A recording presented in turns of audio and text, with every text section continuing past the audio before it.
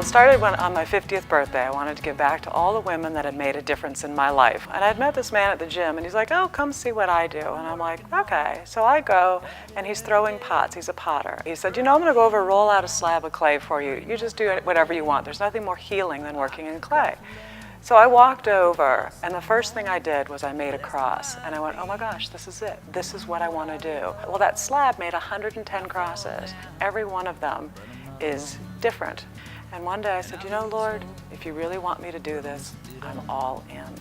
I said, okay, we're going to open the studio, we're going to do a potluck. Because the thing is, if you bring a dish to share, as you walk in the door, you already feel like you belong. And I will pray like I've never prayed before. My friend Stacy is the one who introduced me to Elizabeth. She makes everyone feel like a friend the moment they walk through the door. She actually came to the house to get me because I was in bad grief place and brought me here. The cross experience began between us was at her 50th birthday party. She invited many of her girlfriends to her home and gave each one of us a cross. And we were to share it or keep it. I met her about 1.5 years ago, and she was just starting. We became very good friends, and she gave me a cross. She seems to somehow sense who's hurting and who needs her most, and somehow she gravitates to that person. But I'm not alone. And you get to make all these crosses which get to make people feel better.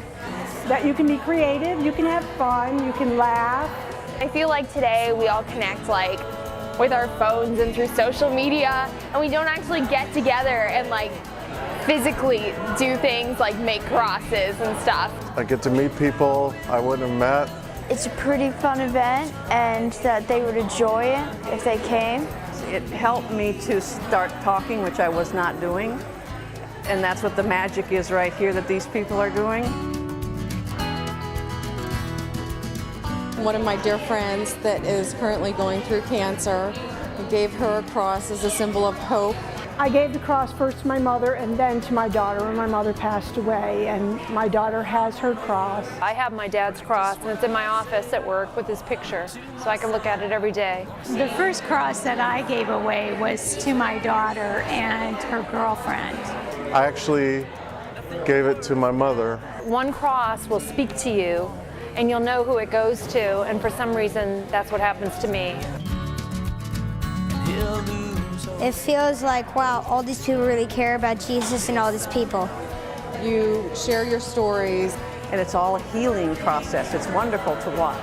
If you want to come, spend some time with friends, have something to drink, something to eat, and get your hands dirty, this is where you want to be. I have family through Answered Prayers Cross. And so in the last 5 years, we've done 20,000 crosses.